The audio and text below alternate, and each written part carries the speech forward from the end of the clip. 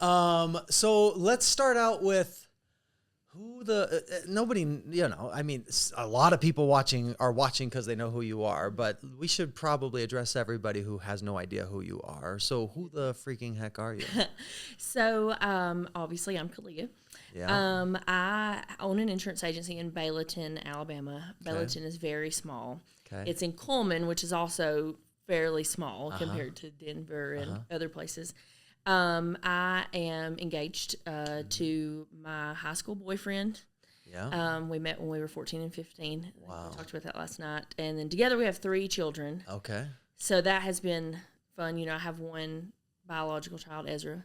And then... How old is he? He's like he's 8 or 9? 9. Okay. And then going from a 9-year-old... Does he still have a mullet? Oh... No, thank the Lord. We'll have to tell everybody it's about having that. It's rough right now. Okay. It is rough. Yeah. He's growing it out, and he just looks like a mess. Like, I love him, and I looked at him the other day. I'm like, bro, your hair. You look bad. It's a transit. And he's like, Mom, I know, but I'm over it. And I was like, I get it. I've been there, done that. Yeah, right. So, but yeah, so we're in Alabama. Okay. I've owned my agency. I opened July 21, and then I've been in insurance since 2011. Okay. And then I don't really know. I was trying to think earlier. Insurance since 2011. So that's like what? 14 years? Almost 14 years. Wow. Yeah. So I was in college. I jokingly tell people this, but it's the honest truth. I was in college, and I was going to school to be a teacher. Yeah. The Lord knows I do not need to be a teacher. I sat there and really thought about that one day. I'm like, I don't even like children. Like, what am I doing? What am I doing? I was like, the summer's off. That was alluring, but other than that, no. So I actually worked in college. I worked at a cell phone company, very small, and I was their top salesperson. Okay.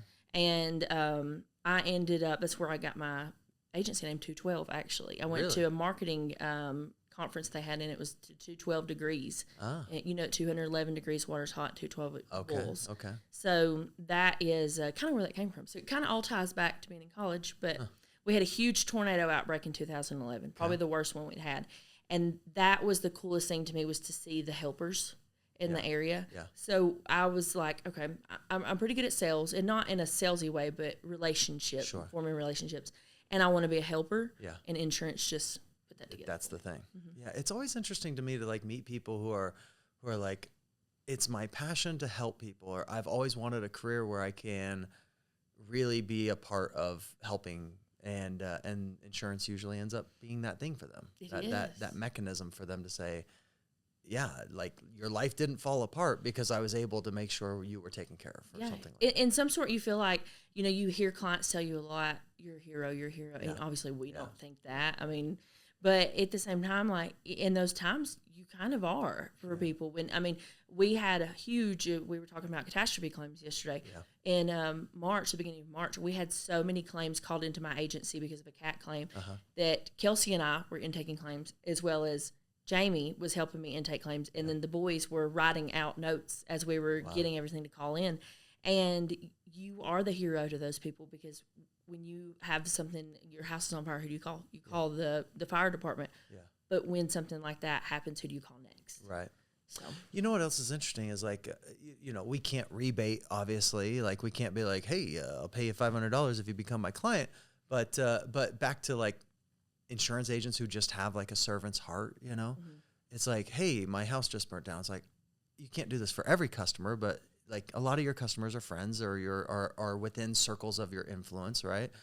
And you go over there and you help serve them, or we're in a car accident, so they're down and out, so you take them a pizza or whatever. Yeah.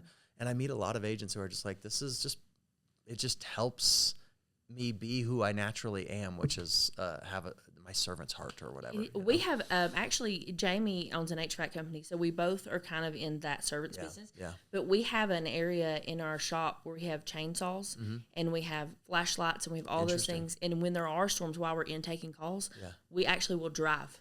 Because I'm in a small town, we'll drive to where clients are, and if they've got a tree down, we need to help them cut it out of the way, or if they just need flashlights, tons of glow sticks. That's been the best thing. Really? Is kids, because kids are scared, and it gets dark, the power's out. We've had power outages for 2 weeks because of storms.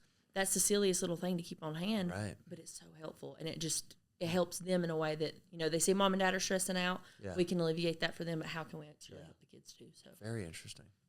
Okay, cool. So 2011, you're in college and you decide to become an insurance agent? Yes. Or so like, how do you go from cell phone sales to insurance agent person? So I actually, kind of going back to when I was younger, I was dirt poor when I was young. Okay. I had teenage parents. Okay. We came home, we jokingly always say this, but we came You mentioned you were in a trailer Yeah, park. we came home to a trailer. Okay. Yep. That I did not come from, a big upbringing with people that had a lot of money. Like my family they were farmers, and they were the quintessential Alabama rural family that you eat in the summer what you grow. Yeah.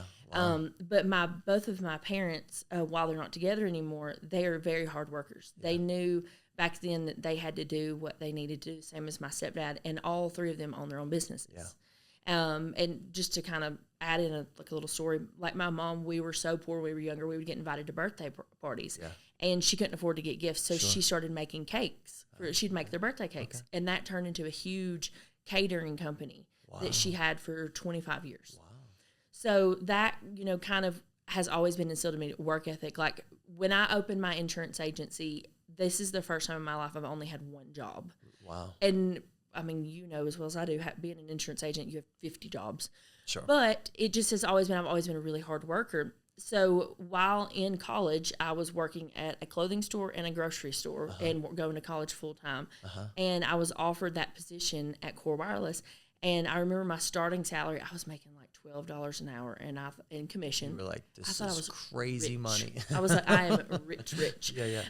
So I went in there for that. And I'm like, okay. And it's the same type of job in a certain sense. Like I feel like, and I don't know if you'll agree with this, when you're in sales, whether it be insurance or, you're either a salesperson or you're not. Right. And it to me is like, you just love it. And I hate to use this terminology. You almost get like a high from it. You do. Absolutely. So I think with that, and then being a helper, when I was in school to be a teacher, I was going to be a home economics teacher. Which is, I don't know if you know, do y'all have like that? Make boxers, teach kids how to sew. And, like, and grow things and, and all of those make things. Make a cake and stuff like that. Yes. And a lot of that in the South comes with servanthood, because that's their biggest thing is you serve other people and you find ways in your community to do those things. So I wanted to tie all that in together, and it clicked. And then it becomes, and I think any insurance agent listening to this can agree, when you start getting into the technicals of insurance, you get a little obsessed with it. Yeah. Like the way the rates are calculated, the policy jackets, the terminology, the coverages. And I think as long as you can click in those three things, you just got it. Yeah, I always, it's interesting because I always use the analogy of dancing, which is really weird in sales, but it's really, sales to me is really like memorizing the dance moves of a new dance. Yeah. And when your customer offers an objection, they're just simply moving a direction and you're going, oh, we're moving that direction. I'll move that direction too. Or maybe somebody could use like the analogy of like a wrestling match. Like they did this, so I now know to counter that I have to do this. And it's just a really fancy chess game. It's a really intellectual process of, dancing or chess or wrestling or whatever analogy you want to use. It's like, you memorize those steps. So like when they do that thing, I'm going to do this thing. And when they say that thing, I'm going to do that thing. And when they say whatever they say, it's just kind of like, oh yeah, I have all these dance moves memorized. So naturally this is fun for me, or memorizing the complexity of the process is interesting to me, but some people don't get that, some people don't look at the sales process and go, that doesn't interest me at all. And that was the thing that we brought up a good bit yesterday when we had our meeting, was, and I know you probably heard me mention it a few times, is producer versus owner.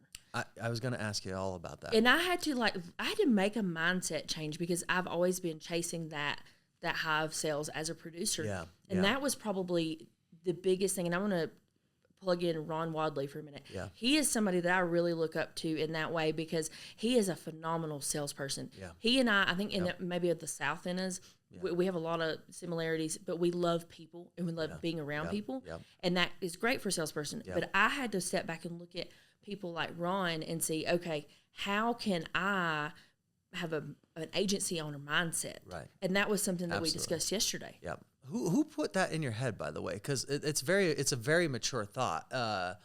And I think a lot of people start their agencies. You know, they leave the captive world as a producer, or they leave the captive world and they become independent. And it's a very mature thought. So who instilled that in your head? Because that's really, really mature. You know, I think actually, so I've gotten to know David Crothers. Okay. You know what's funny about that is I was like, when you said it yesterday, I'm like, that sounds like a very David Crothers thing to say. Yes. And I'm wondering if she got that thought from David Crothers, which is, you know, kudos to David Crothers for teaching this. But, yes. So keep going. I don't know if he specifically said it that way, but I remember something that I had done in his Dirty 130. Yeah. So I did that with, and then saw him at Soup Live. Then I was actually on his podcast this year. Yeah. And it's just the way that he words things is, you know, you have to, when you own an agency, you have to go from a producer to an agency owner mindset. That's true. And just in the example of, okay, you know, I want to hit all these numbers, Okay, that's awesome. And I think that that's where a lot of agencies fail, in my opinion, is you get somebody who is an amazing salesperson, but they don't know how to be an agency owner or a business owner. And that was my mindset. When I opened my agency, I said, okay, we're going to put this much money up because I know that I can put that up in my first year and retain it, and that will be what helps pay for my salary and whatever else. And then that is kind of where we pivoted. So my goal for my first year was X amount of money per month. Yeah. And then my second year, I cut that in half because my goal was to retain that first year's amount and then cut that in half and do the business that you want. Right. And I'll even compare this because we talked about this earlier. When I went from captive to independent, probably the worst thing to me was as a captive, you are so restricted on what you can write. As an independent, and I actually learned this as working as a salesperson for an independent agency before mine. Okay. You want to write everything that comes to the door because you can. Yeah. And you have to get out of that mindset. That's very much a producer mindset. It is. Yeah, it's a producer mindset. So you've got to get out of that because you want the business that you want to grow a legacy agency with. Right. And I think that if you can get that, I mean, it'll click in your head and it helps. It's changed my mindset for my agency, especially in such a hard market. Yeah. If I hadn't had, you know, put that in my mind, I think that it would be a struggle if I was still owning my agency as a producer in 2023. Yeah. So very cool. So you jumped from cell phones to Allstate producer? Allstate producer. Okay. For how long? Yes, I was there for 7 years. Okay. And then during college / No, I just quit college. Okay. I was I'm a beauty school dropout. Just kidding. Beauty school dropout. By the way, you like how I plugged that? Let's just stop for a second. All night I couldn't sleep because I was like, let's make this the Broadway musical podcast. And then I was like, okay, how should we start the show? So I was sitting there going, I was thinking about starting the show like this. Let's start at the very beginning, a very good place to start. When you read, you begin with ABC. When you sing, you begin with Do, Re, Mi. When you do a podcast with Kaleigha, and I couldn't figure out what cute thing to say. Nothing wrong Needless with to say, that's from, what is that from? Sound of Music. Yes. Okay, and Kaleigha's a big Broadway musical fan. I'm a huge Broadway musical fan. I know that's very dorky to say, but it's okay. But I'm fine with that. I don't care. I'm comfortable with that. But I was thinking, wouldn't it be fun if we dropped a whole bunch of like references to Broadway musicals and then at the end said, count them up, viewers, and if you catch the right number, you get something from us. So we're going to drop a whole bunch of musical references, and however many there are, if you catch them all, we'll give you a little something. There you go. I'll give you a little something, and Kaleigha will send you a little something. She'll probably send you bold peanuts. Bold peanuts. Bold peanuts.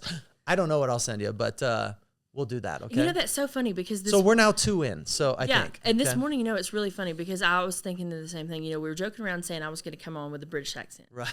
And so I was like, I'm going to walk in there and, you know, pardon me, are you Sean Michael Walker, sir? Good morning to you. Now we got 3. If they can figure that one out. Yeah, there you go. We changed the name, though. There you go. So. That's okay. So where were we? We got completely distracted on Broadway musicals. This does not surprise me, though. I was also doing, I was running Hamilton through my head. Like all night long, I was running musicals through my head. I'm like, stop, just go to bed. This isn't even important right now. But So needless to say, so you Allstate. Yeah, Allstate Producer, and then I was started as a producer, and then the person you worked for was cool. Yeah, he was cool. Okay. Actually, you need to look him up. He's on Insurance Soup. You kind of look alike. Know? You're similar. Y'all look the same, and he'll probably watch this because he's a supporter of me still. Cool. So, but anyways, so I worked for him, and I was actually worked for him as a producer for 3 years, and then went as what they called an Allstate, an associate agent. Okay. So his name was on the building, but I ran a separate agency. Got it. Yep. And then it just got to be where the market at that time was really hard as well. And I'm going to throw this out there. This is a terrible market we're in. Yeah. But if you can teach yourself to go through ebbs and flows, sure, you'll figure out a way to make it not so bad. Yeah. Again, another you know, agency owner mindset versus producer mindset. So I was so tired of losing clients. Yeah. With relationships being the biggest part of my business, to me, it would break my heart if somebody had to leave because of bad claims experience, you know, premium increases. Yeah. So that's why, you know, then I left that agency and took a year and helped as a trainer with Allstate because I knew I was opening my agency, but I wanted to give a clean, just to be nice. Yeah, sure. It makes sense. Yeah. So that's how we. Cool. And so how did you find your path in independence? Like, how did you said, okay, so I know I want to start. Oh, you said you worked at an independent insurance agency. Yes. So you said, I know I want to start an independent insurance agency, but maybe I should pit stop somewhere else and learn a little more. Yes. And I had the intentions to try to purchase that agency. Okay. But the agency owner I worked for, her agent was set up a little different than what I wanted. Yeah. So it felt like to me at that time, it would be easier to pivot to start one how I wanted it to be. For example, she had a ton of cash payers. Yeah. And I didn't want to go that route. Yeah. I'm not a money person unless people are giving me money. Right. So I didn't want to do that. And so I went and just kind of learned what you want to do, but a lot of what you don't want to do. Yeah. I feel like you learn that. A lot of people don't think about that. Like, you go to these agencies and you want to learn, and people are so scared, especially even sometimes me as an agency owner, to hire somebody that's going to take what I do. But I learned more of what I didn't want to do because I knew that I was implementing things that only I could do. Yeah. Does that make sense? Yeah, I think so. So what is something you implemented that only you can do? I feel like when you have a true relationship with people, you cannot mimic someone's relationship, their care, their passion. I agree. With somebody else. Ron Wadley does his own way, and it's amazing. You know, what you just said is really amazing because I meet so many great agents that have this incredible personality, but they all do it their own way, you know? And so one agent has a really big agency, and their clients love that agent or that agency because of the culture that they created in the agency and the personality of the agent. And then I meet somebody else that's completely different personality, but they too have this big, wonderful, powerful agency, and they have clients that are absolutely addicted to their personality and the personality of the agency, and so on and so forth. Yeah.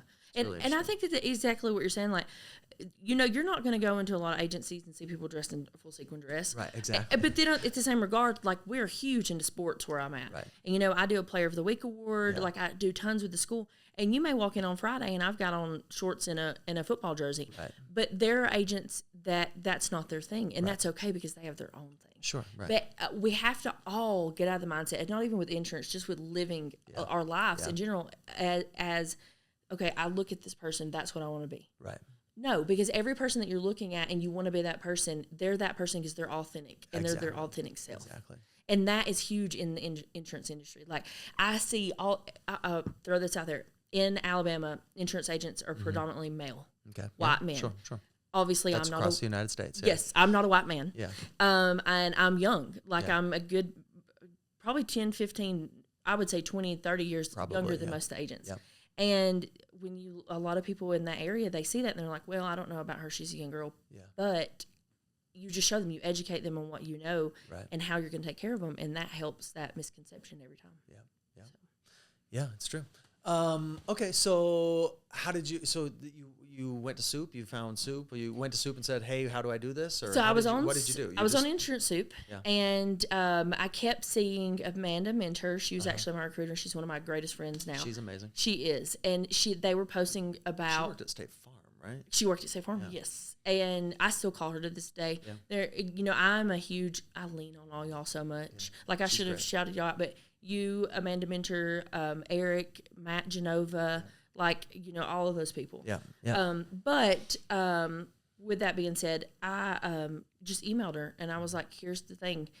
This is what I want to do. And she probably thought I was a psychopath at first because I sent her all of my commission sheets, all of my everything. Yeah. I was like, here is my whole soul. Yeah, yeah. Help me. Yeah. So I interviewed with her, and it was kind of cool. Going back just a little bit. So, my son's Ezra. His name is Ezra. And I always pick like a Bible verse for each year, for my year. And that year was, I just literally and that's the theme of the agency that's for the the year? For what I'm doing. And it was really cool. What's this year's? So this year's is Matthew, I think it's 11:21. I have it on my wall at work. Okay. But it's basically saying be the good. Okay. Like it's a lot longer, and I'm a King James version, so it's a little long. Yeah, yeah. But that year, I just was skipping through, and it's very unintentional how I could do it, because I want to find what is being spoken over my life that time. It was Ezra 10:4, which is be of good courage and do it. Ah. And the next day, I had my interview with Amanda, and I jumped head first. Going. Yep, it was in January, and at that time, I was working at Allstate, and I said, "Hey, I'm leaving in May. I'm opening my agency in July," and I was dirt poor. Wow. It was during COVID. I had taken a job with a commission cut just to open this agency, and it was worth it. Yeah. Every sacrifice, it was worth it. Yeah. What's been the most complicated part so far? Because it's not easy. No, it's not easy. The selling part, all those things, the relationship part, that is my strength.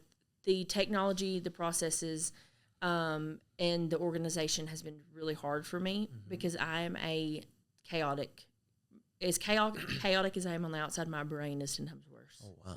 I'm an ADHD spiderweb brain. Yes. So going back to David Carruthers, it was hilarious because when he was at Soup Live a few years ago, he said, how many other people in this room have ADHD? Yeah. And I think half the people raised their hand. Yeah. But yeah, we ended up, let's see, I think what would be the hardest thing to me? Besides all that, the organization. Well, the technology is the technology. I'm not a technology person at all, but it seems like you have this great group of peers around you, and it seems like everybody loves you. And so I think you could easily be like, hey, everybody, I have no idea what I'm doing from a technology perspective, and 10 people would jump in and be like, I think you're awesome. Can I help you? Yeah. Ron Wadley is probably like, you're the most amazing person on earth. Can I help you do it? And I am so thankful for all of those people because it's because that's been a really, really hard one for me. And then another thing that a lot of people going from captive to independent don't think about is there is a science in your companies. Yeah. And I think that I have, so we talked about this earlier, so I'm going to name drop Safeco. Safeco's one of my favorite carriers. Yeah. And I think they are because I think that they can see as an agent that I respect their agency standards as well. So, the way I said this is going to get super nerdy. The science of being an independent agent, in my opinion, is you take what the client has, you give them what they need, change their coverage around what you feel like that they need. Sure. But you find the agency, you get to know your companies and your underwriters so well and your carrier reps to where you say literally, what do you want? What is every time I have a quarterly meeting with mine, I say, what do you want? What business do you want? And you find a way to put that in there. So like if you have somebody from Allstate, for example, their household premium is $3,000. Yes, you want to go to Safeco and sell them a household premium of $1,200 because then you're the superhero. But why would you do that when in a year they're going to have a 16-year-old? And right now Safeco, they don't want 16-year-olds if they can, if mom and dad have one accident or a towing claim or, something. Sure.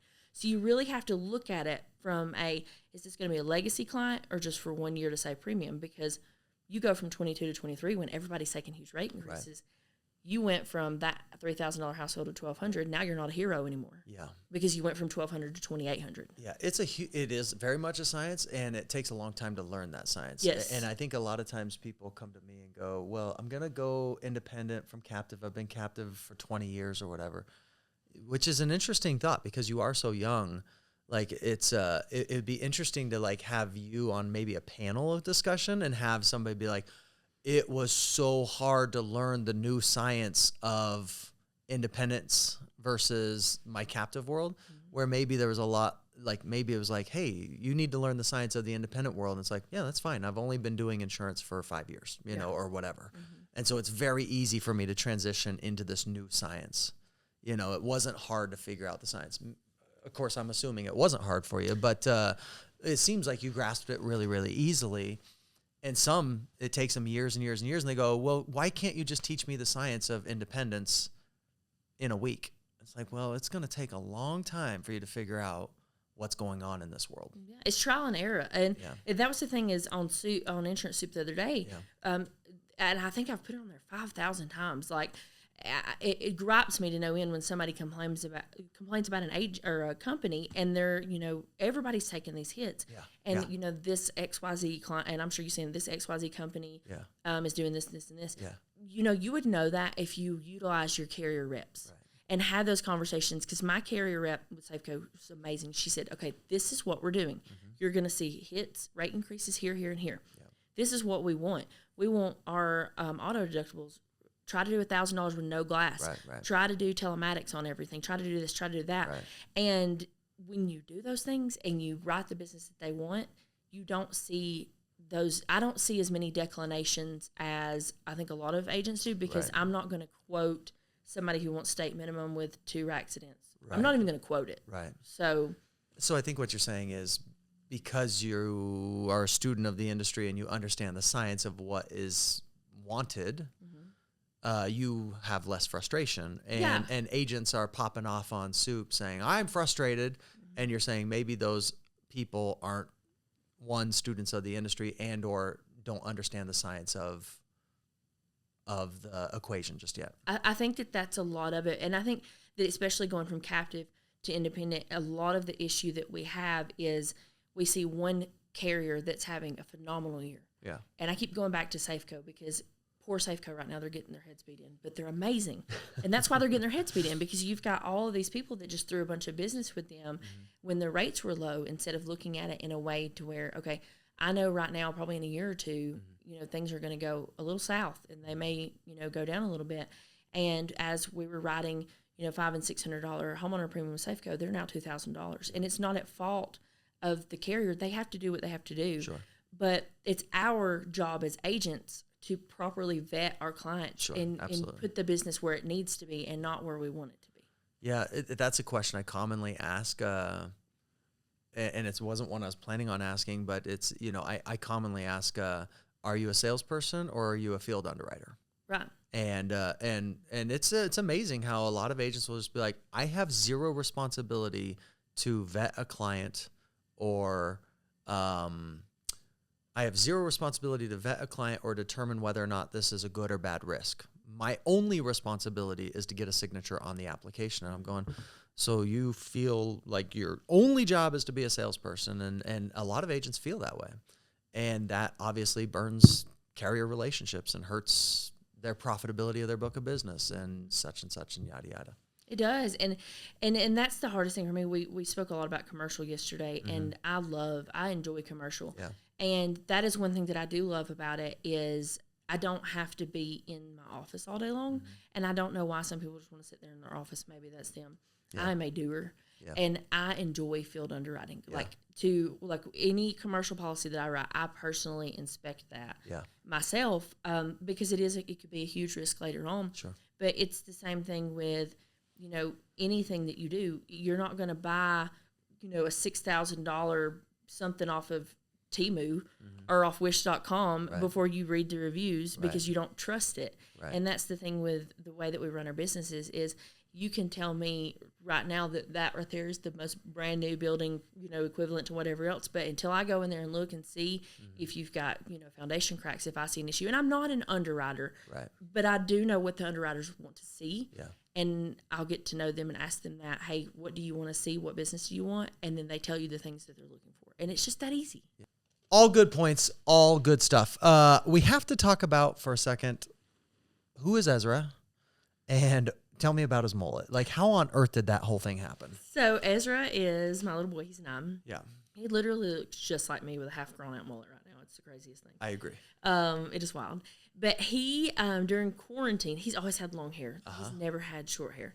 During quarantine, you know, obviously we couldn't do hair. Do anything. And, it's funny because everybody thinks that I do hair, and I don't know why. I guess I just look like it. Because your hair is spectacular. It has to be. That's probably the same thing I think of you. Does the humidity make your hair crazier, or like, are you in Denver going, this is easy, I can do my hair better here? This is terrible. Oh, this is hard. It's funny because I live in a dry environment, and when I go humid, my hair does crazy stuff, and when I'm in my dry environment, I'm like, oh, this is so If much we better. walk past the fire right now, there's so much dry shampoo in my hair, it'd probably ignite.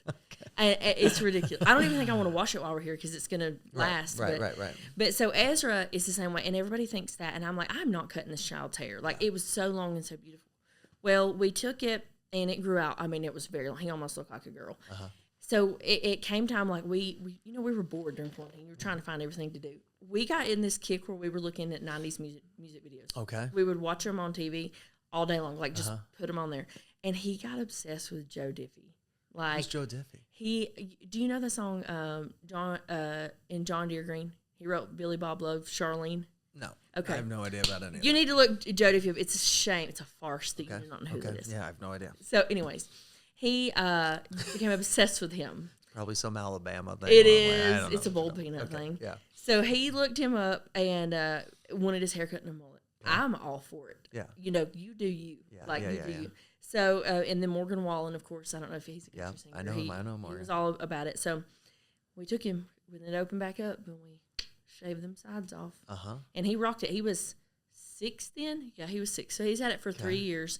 He's getting to where he's over it now because he's playing basketball. He wants cornrows. But wasn't he like... but wasn't he like the national champion of mullet or something? He was. Like, so we took ridiculous photos of him looking all mulleted out, and you're making me show my Alabama. We did a Joe Dirt photo shoot for the 4th of July. And it's pictures of Ezra holding up fireworks, and it went viral. Okay. I mean, like crazy viral. And everybody was like, there's this USA Mullet Championship. Like, you've got to enter him in. That's crazy. So we entered him in, and it was actually really cool because we created this little fun. Joe Dirt photo shoot. Is that a normal thing in Alabama? I don't know. Okay. It's so bad. Okay. It's so bad. So, but we created this thing called Shake the Hate. Okay. Where he did like his little mullet shake. Yeah. And we raised money for Stomp Out Bullying because that was one thing is that he's always had people be on him about his long hair. Okay. Picking on him or whatever. So that was a cool part about it, but it was really fun. He ended up, actually it was right after I opened my agency. That's probably why I got so big so quickly because of my kid's hair. I don't know. But I opened my agency and even like Taylor, and it was in Insurance Soup, and that's how I met a lot of these agents through Ezra. Yeah, like your son's amazing. Who are you? And you must be a great mom. So let's be friends. Yep. So he was second place in the nation. Wow. In the nation. Wow. Yeah, and there's a lot of kids. There's a lot of kids in it. Well, I've seen the photos, and like every single one just made me giggle for 5 minutes. He's hilarious. Yeah. He's hilarious, but yeah. So it worked out. Okay. It worked out well. Cool. Mentors in the industry. Mm-hmm. Do you have any mentors? Like you've been doing this 13 years-ish, yes. 14 years-ish. Who along the way has been somebody like your circle of influencers or your board, your personal board of directors is the words I'm looking yes. for. Who's your personal board of directors? So I have one of my, and I don't know her. I've never met her. Okay. And she's actually a real estate agent. Her name is Glenda Baker. Okay. And she's from Atlanta. And she started out similar to how I did when she was younger. And she is this amazing real estate agent. And I think looking up to her in a way that is, we all have a story. Mm-hmm. Every person that we know has a story.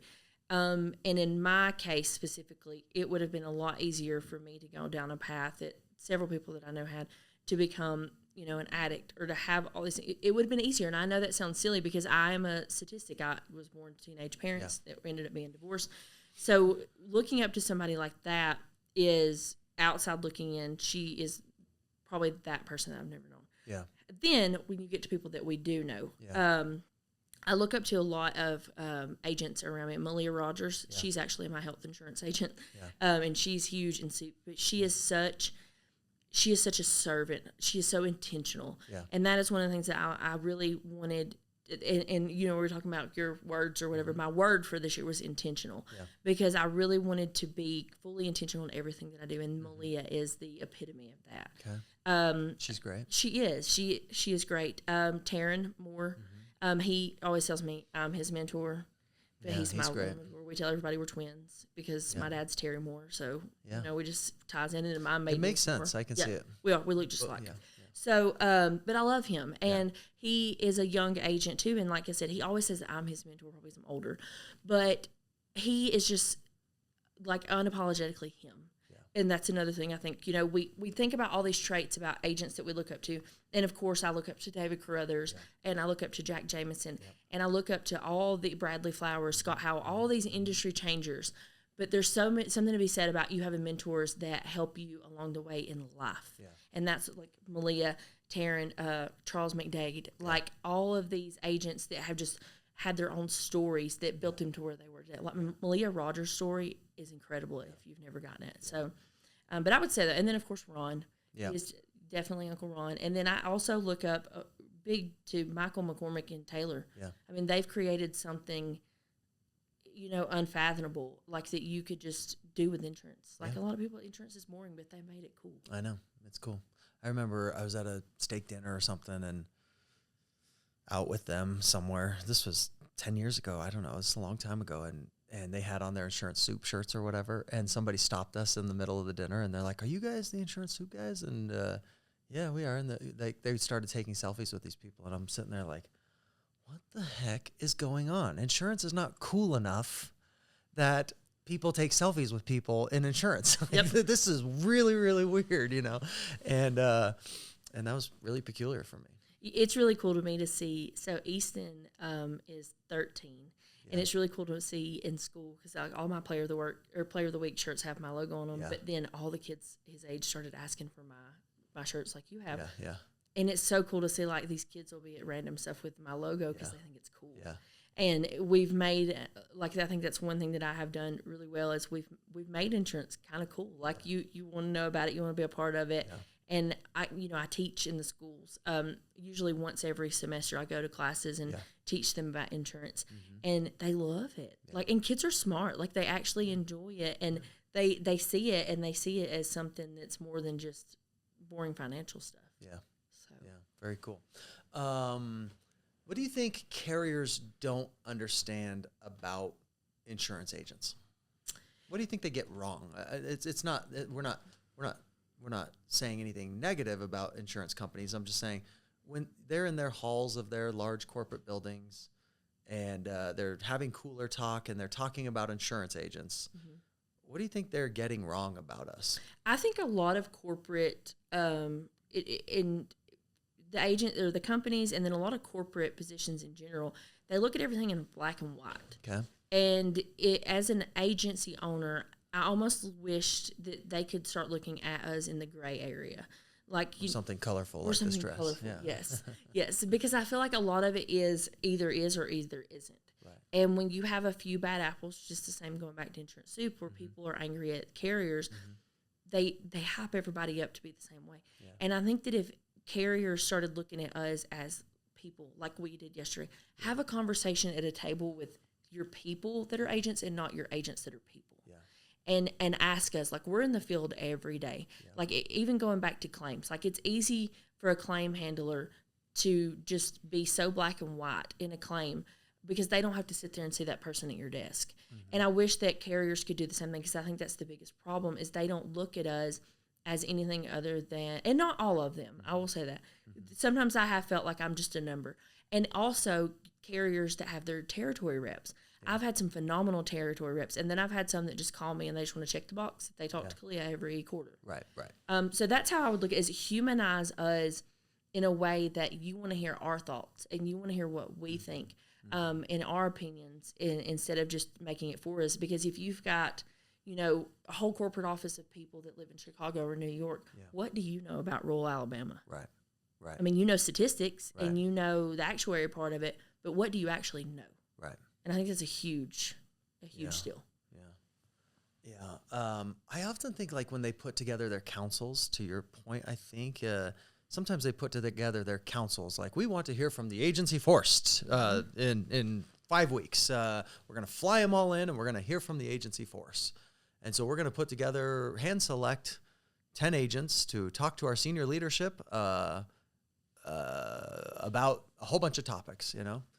And sometimes I wonder if they get like that hand selection of agents wrong, because they're getting, they're hand selecting, you know, they're not hand selecting the right cross section of agents, you know? Yes. So, you know, you start at some point, you said, you know, there's a lot of white males in the insurance industry, and it's like, maybe they're hand selecting 12 white males to sit in a room and talk to their senior leadership, when in reality they need to be grabbing a Kaleigha and grabbing a Taryn Moore and grabbing a whole cross section of the industry to say, well, we are daily transacting policies, and this is what you should probably hear from us. Exactly. And I think you're exactly right on that, because I experienced this at Allstate.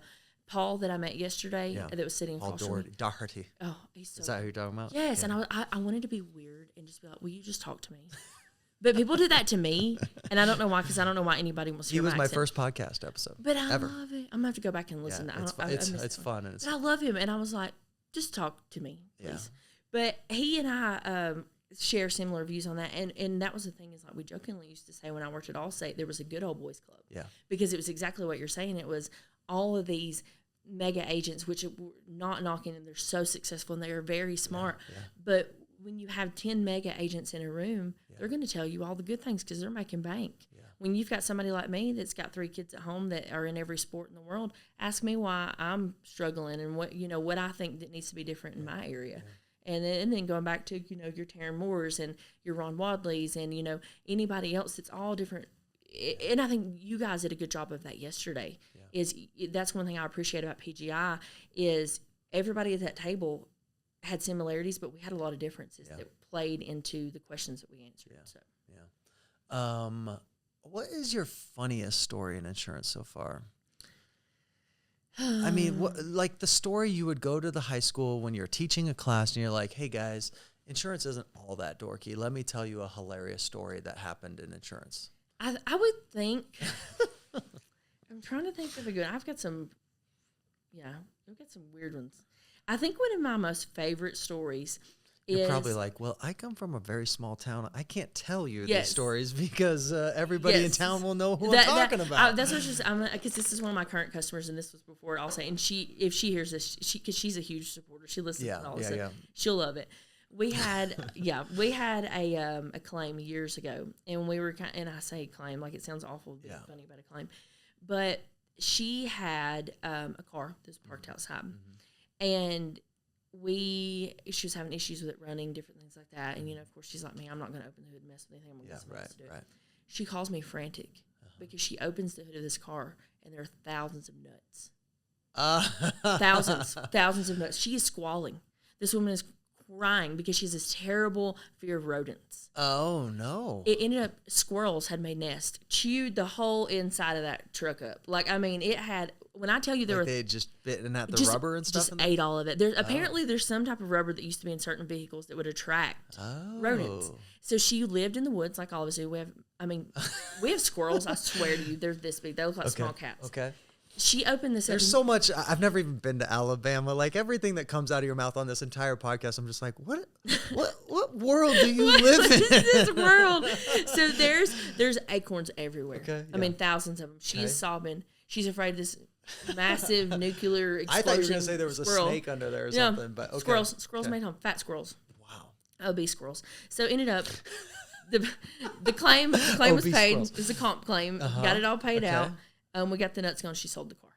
But to this day, every time I see her, it is the funniest thing ever. But it was like such a mess that she couldn't just like pick up each nut and like toss it out? Or you're saying like this was like chocked full of nuts?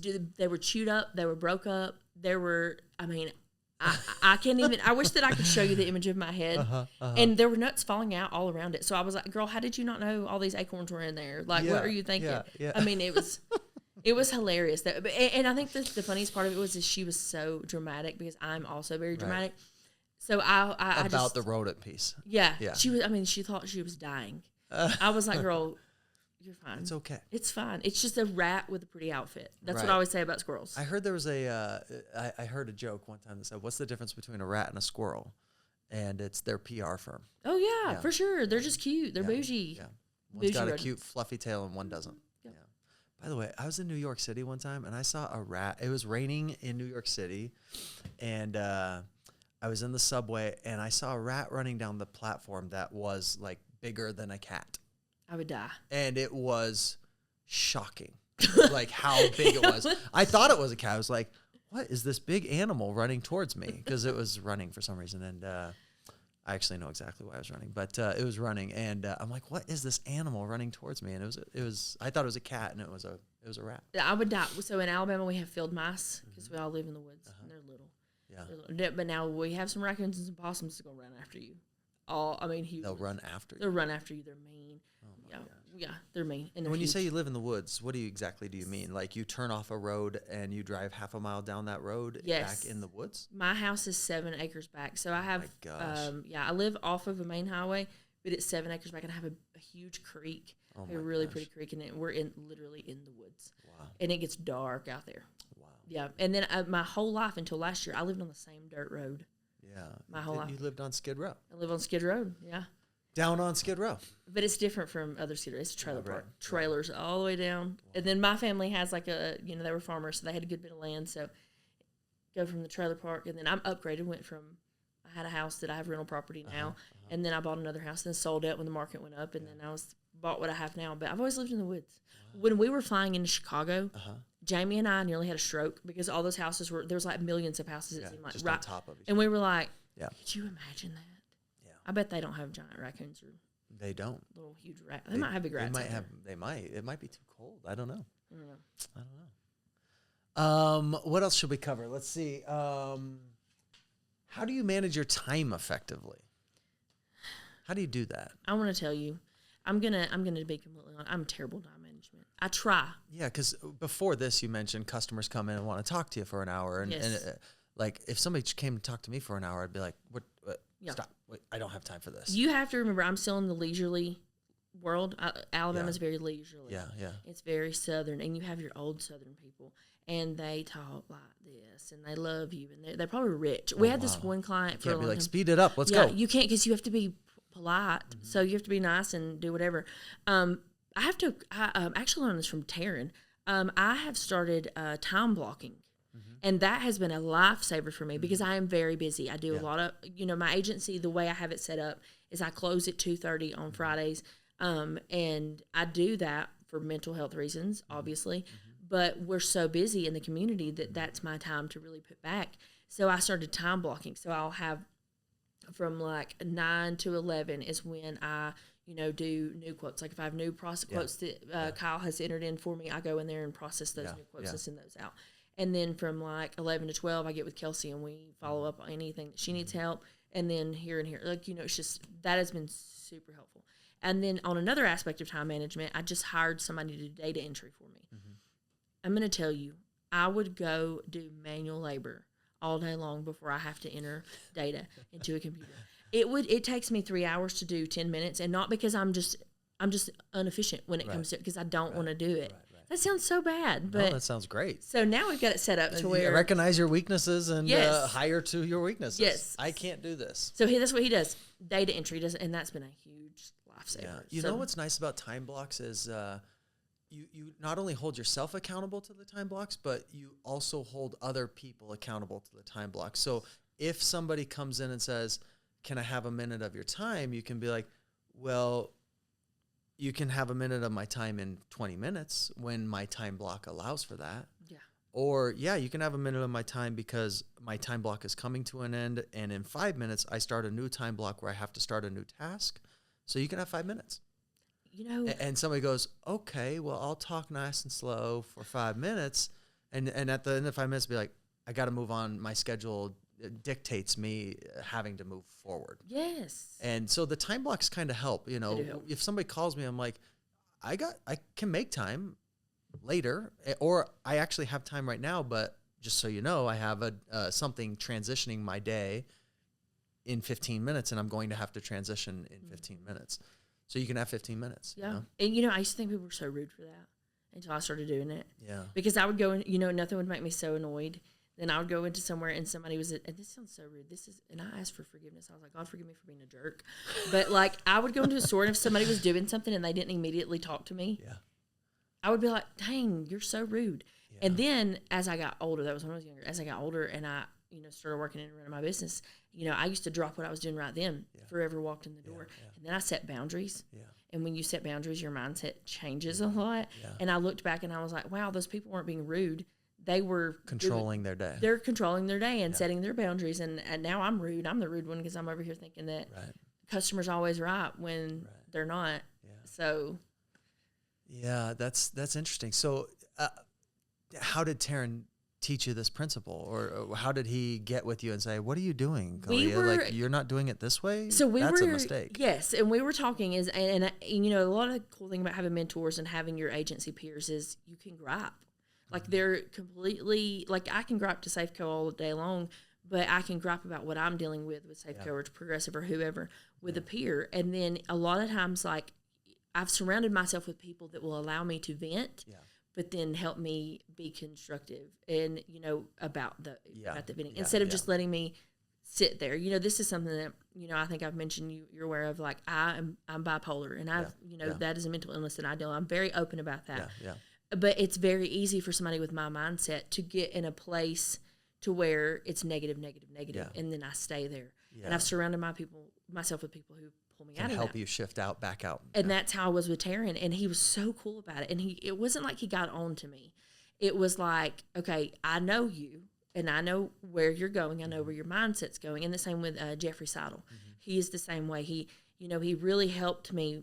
Both of them did develop a mindset to pull out of those dark times instead of sitting there. And that's what Taryn did. He called me back the next day and was like, listen, I think this would be something good that you should do to help with issues that you're having instead of letting me sit there and stew in it. Yeah. So, it's interesting because this is also another superpower of independent insurance agents this can be a superpower for independent insurance agents. Like a lot of independent insurance agents don't have a circle of peers that they get with, where they can all, this is going on and this is going on and let's drink a beer together and all commiserate together. But then let's all think about how we can all get through this better, or let's share our ideas and our processes and how can we all collectively raise the tide, right? Mm-hmm. I think a lot of times independent insurance agents go to their office and they go home, and they go to their office and they go home, and they go to their office and they come home, and they look up 15 years later and they go, I don't have any insurance agent peers. Mm-hmm. And this is one really neat thing about SOUP, and this is one really neat thing about what you're referring to is, and it really is a superpower, is like having this amazing group of peers around you that you can say, hey, I'm struggling with this, I'm struggling with that. I'm not good at processes. I'm not good at technology. Charles McDade is. Charles calls you and says, are you using this? Are you using that? Let me help you. Let me get you on a webinar. And suddenly it's like, I'm starting to figure stuff out. But I think it can be a superpower. I think a lot of agents don't go find that and make it a superpower. They just go to work, come home, go to work, come home. 20 years later, they're going, I don't know a single independent insurance agent. You're exactly right. And even going back to captive versus independent, nothing I hated more than when I would receive emails during the week that were from my territory that had the numbers of everybody's sales, each agency. Because we should not, in my mind, I played sports my whole life. My kids play sports. I am competitive. Mm-hmm. In my business, I'm competing with me. And I want people around me that are competing with themselves, because I don't look like, if I saw another agency, like Tara, we were talking about that. She's so awesome. Yeah. And we were talking about our, she's growing so fast. She is. And that's what I was going to say. Like if you guys were talking about that, you could get depressed pretty quickly. You could, because that's what we were talking about is I grew really quickly. And then I have backed down because I'm trying to find the right producers. She has amazing producers and she grew really quickly. We have very similar personalities. Mm-hmm. And I could see a lot of people, looking and being like, ugh. But why? Like, I look at that and I'm like, girl, that is awesome. Yeah. Like, I love that for you.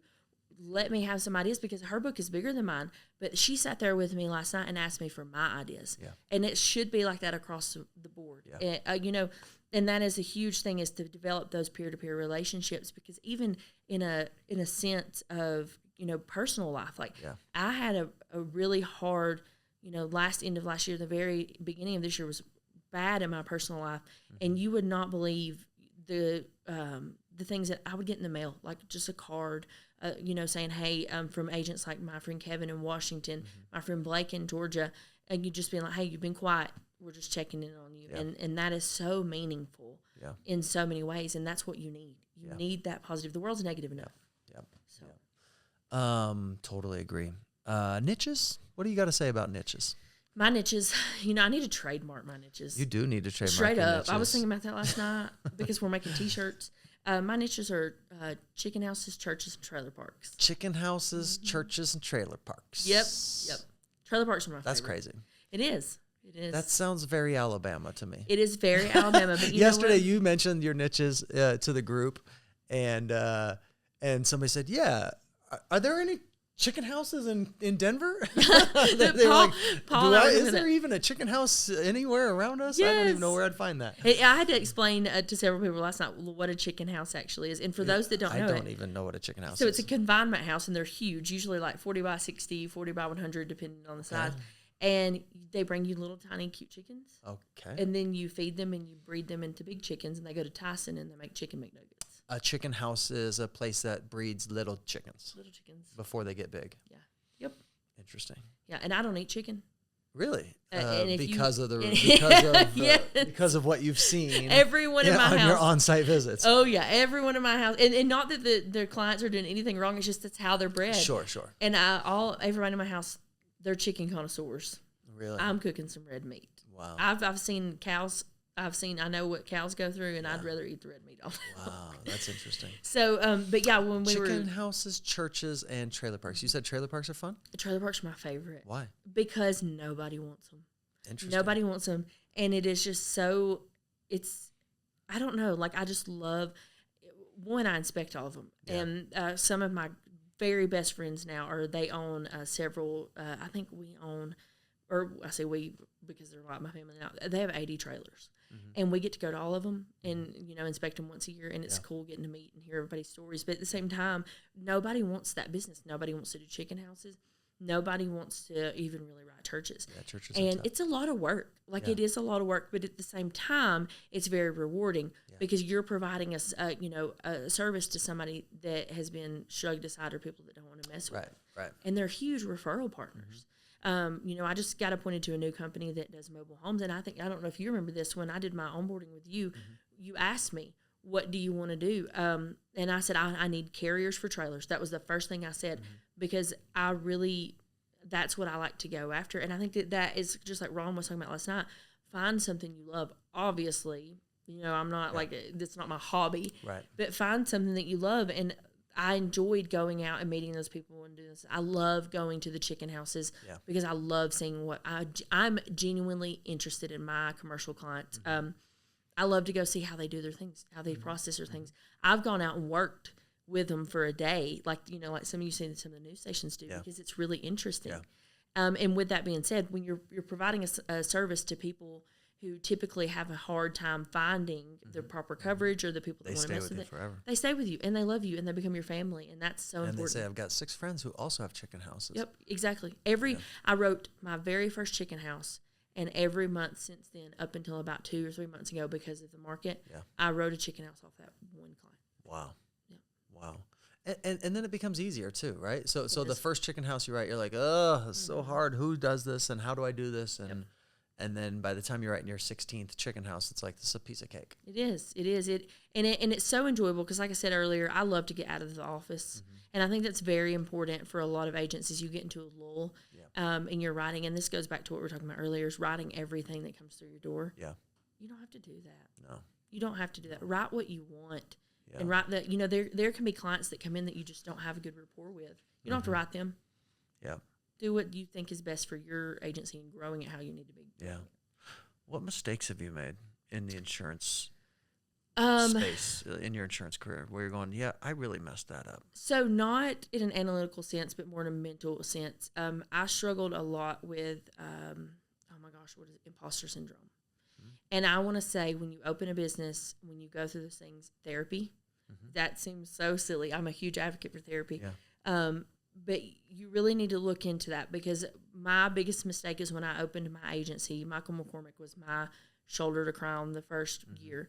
It's a big shoulder. He's a big. I mean, I've got big shoulders, but he's got big shoulders. But he really was, because I come from a line of, like I said, we didn't have a lot of money. I'm supposed to be a statistic because I did have an issue when I was younger, and I come from a family that does, and it would have been easier for me to take that path, not to go and to try to get out of that. And I don't know if you've ever read. I can't remember his name. The Hillbilly Elegy.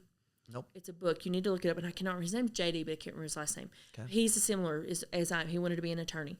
He overcame all of this past that he had, but then you get to a point to where you are recognizable in your hometown, and people trust you. And I've always looked at it as, I'm never that I'm a friend. I'm a friend to everybody. Right. But you develop this sense of, I don't deserve this.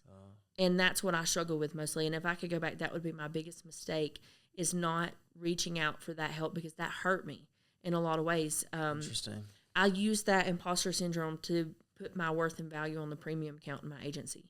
So I had about 4 months where I was in a lull, and it was because I was looking at myself as a number, and my worth was found in the premium that I was putting up, and not in the relationships that I was forming and the education that I was putting out with my agency.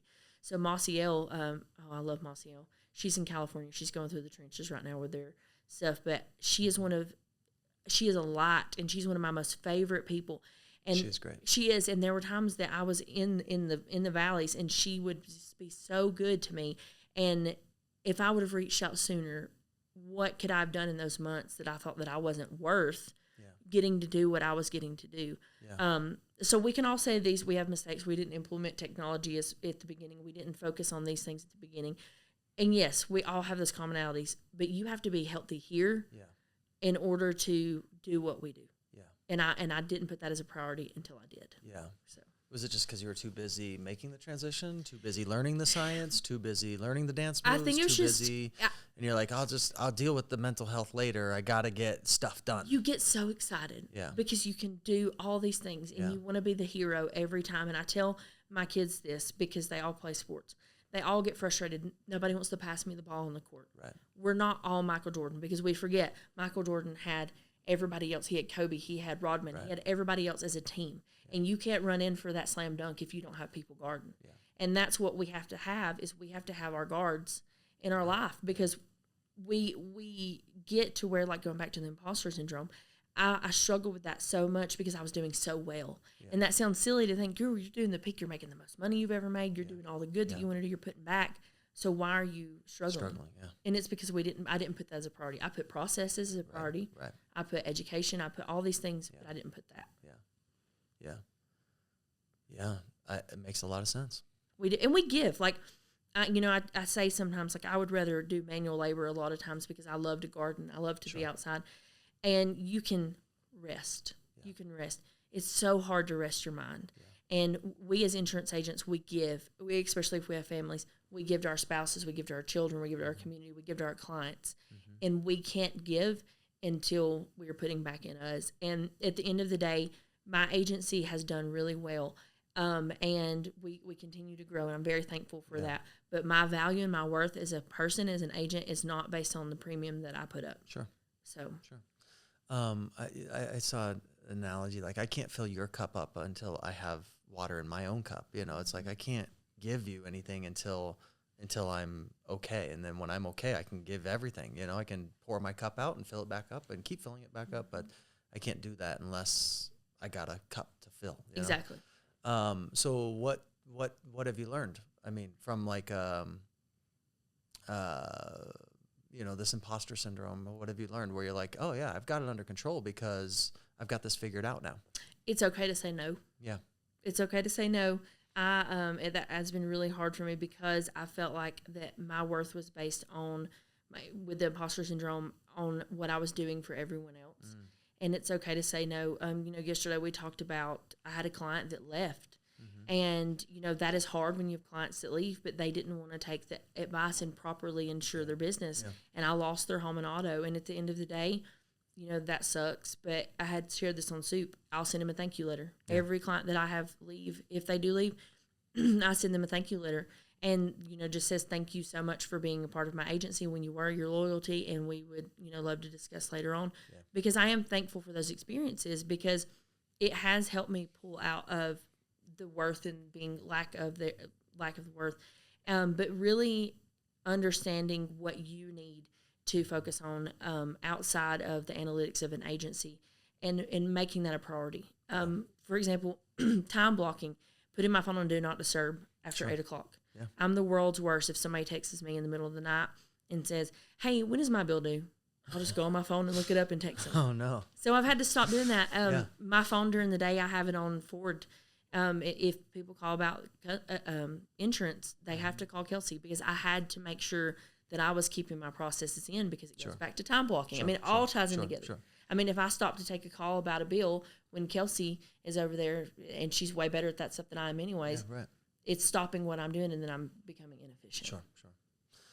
All right, we're wrapping up really clap fast. I guess we should ask, what is your favorite musical? Oh, Hamilton's good. Yeah. Wicked. Is it your favorite? Wicked? Really? Is Wicked your favorite? No, I don't know. Okay. Okay, so I'm going to name my top. Okay. Dear Evan Hansen. I love Dear Evan Hansen. It's so good. Wicked. That might be my new favorite. I think Dear Evan Hansen. I saw it at the theater here, and you could hear a pin drop during the climax of the movie, not the movie, of the performance, and it was like, this is incredible. It is. So I love, I'm old school. I love Guys and Dolls.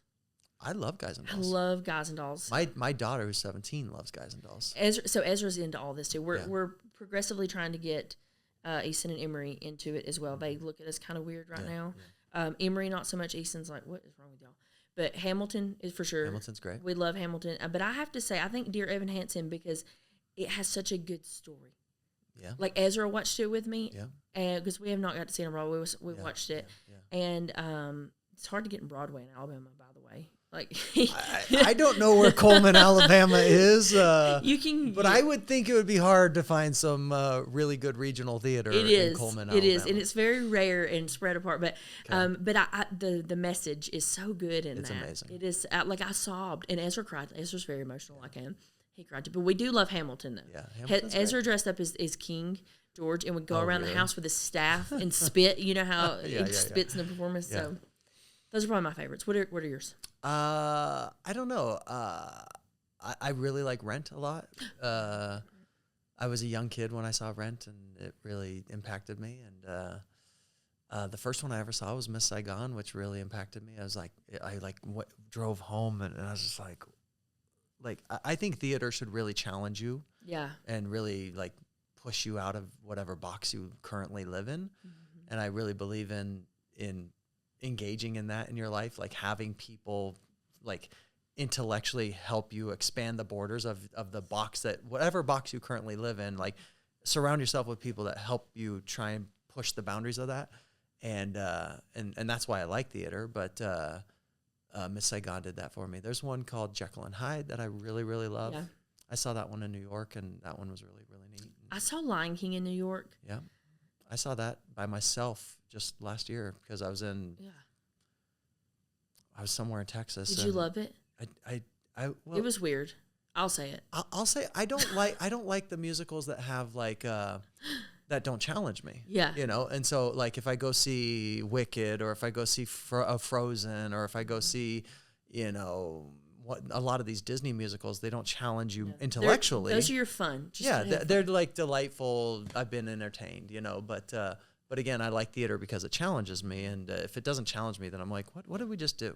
Yeah. I wanted something to stress me out a little bit. Oh yeah. And that's what I love about theater, not only just theater, but music and any type of arts, because it's hilarious, because when you and I figured out that we had that as a commonality. Yeah. Like, you would have never thought that would be, and even looking at you, like, you wouldn't have ever thought that you were into things. I mean, other than people hearing you sing and stuff. Right.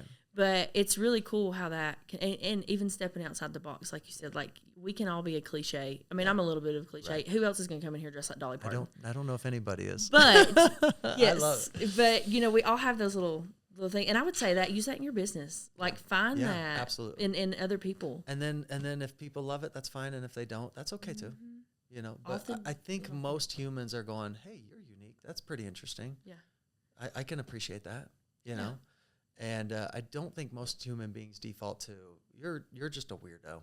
I don't want to hear from you again, or I don't want to see you again. I don't think most humans default to that. I think they default to, wow, what an interesting character. Yeah. I'd love to hear more about it. Yeah, I love that too. And I think that's a huge thing. What's the story behind that? I love people's stories. Yeah. That's a huge thing. And I think that's a big thing is with being agents. And that would be my one advice for all agents is just be your authentic self. Like the most successful people that I see, like David Carruthers, he is Gucci man. Yeah. He is Gucci man. And he's unapologetic about it. He doesn't care. Like, I look at it, I'm like, that's weird. I don't feel good or bad about it. I just look at it and go, I'm not a Gucci guy, but that's okay. Yeah. That's interesting. I wonder what the story is behind that, know?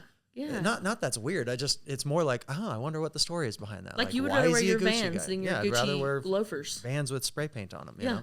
So it's no big deal. Be authentic. Yeah. Just be authentic. Love what you love. So, last word of advice. So we'll end with this last question. What would you tell your younger self? What advice would you give your younger self to say, hey, don't, or I don't know, I don't want to lead you down the path. What would you tell yourself? Knowing who I was when I was younger and knowing how I grew up and the things that I dealt with, and even I say younger self 2 or 3 years ago with things that I dealt with, but mostly when I was younger, is you do not have to fit into the box that you were born into. Yeah. Michael McCormick made a really cool point a few years back, and he said, we choose the people that we're friends with in our area because they're the most common.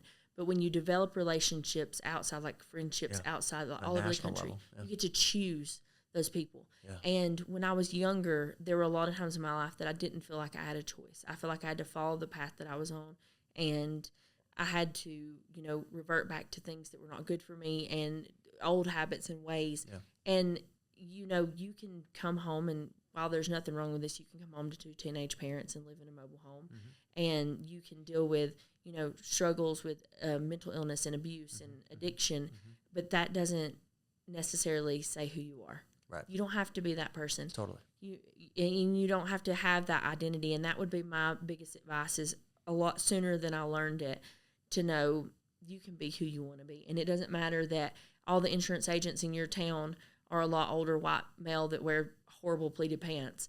You can be that.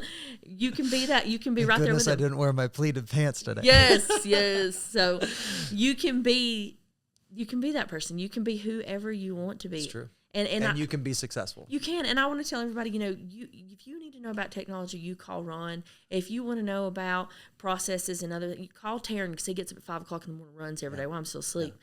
I mean, I don't even wash my hair but once a week. So, but if you want to know about the things that help you mentally and you want to know about how you can grow and be who you need to be successful, call me because I'm going to tell you all day long, you are not the identity that you were born to. You are whoever you want to be, and take the things you never stop learning. Yeah. Take the things from people around you like you and take advantage of all of the opportunities you have to educate yourself in whatever it is. Yeah, it's good advice. It's hard for like an 18-year-old you to go, what are you talking about? But it's, because an 18-year-old person doesn't go, I'm going to have friends all across the nation that are going to influence me in a myriad of different ways. Yep. That doesn't make any sense. I live in Coleman, Alabama. 18-year-old me, literally, like I would probably punch 18-year-old me in the face. Well, that wouldn't be very Southern Belle of you. No, it would definitely not. But at the same time, like you just think, you look back and say 18-year-old me, like even 15-year-old me. I remember, before I decided to be a teacher, that part of me wanted to just be, I want to have summers off and do whatever. Right. But when I was younger, in the 7th grade, I'll never forget. It's the craziest thing. I'm a journal keeper. I'm a writer. Good for you. I wrote in the journal, first of all, this is just sidetracked. If I ever have a kid, I'm going to name him Ezra, which was crazy. After the band, Better Than Ezra. I was going to ask, is that why? Everybody I know who's named Ezra is named after the band Better Than Ezra. But in the same journal, I always wanted to be a motivational speaker. You're old enough to even know that band, though. Who? Ezra? Better Than Ezra. Oh, I don't know. He has, that's all his room is Better Than Ezra posters. Yeah, he asked for an Ozzy Osbourne one for Christmas, too. How crazy is that? It's good kid. But going back to that, in that same journal, I wanted to be a motivational speaker. That's all I ever wanted to be when I was younger. I've always been a talker. And I look at that now that I get to do that in my career, not a motivational speaker, but I get to help people. And if I could look back from going from, you lose such innocence from like 12, 13, 14 to 18, 19, 20. Yeah. I wish that 18, 19, 20 Kaleigha could talk to 12, 13, 14-year-old. Yeah. And then going back to now that I could talk to both of them. Yeah. And I would say just be who you are. Yeah. So, don't apologize for it. No, don't apologize. Yeah. If you're weird, you're going to, in some way, you're going to be the weirdest person in the room. Right. Might as well flaunt it. Right. That's right. That's right. Well, Kaleigha, I have wanted to have this conversation for a long time, and I really appreciate you being willing to sit down with me and have this conversation. So thank you very much. Yes, thank you. Was it painful? No, and I better get the best dress award. So far, you're winning, and I don't suspect anybody's going to take it from you. So thank you. Yes, thank All right, you. We'll see you. Thanks. Premier Group Insurance is providing this podcast for informational uses only. This podcast should not be relied on as legal or medical advice. Reference to any specific product or entity does not constitute an endorsement or recommendation by Premier Group Insurance. The views expressed by guests are their own, and their appearance on the program does not imply any endorsement to them or any entity they represent. Views and opinions expressed by Premier Group Insurance employees, i.e. Sean Michael Walker, are those of the employees and do not necessarily reflect the view of Premier Group Insurance. Copyright 2022. Premier Group Insurance, Inc., all rights reserved.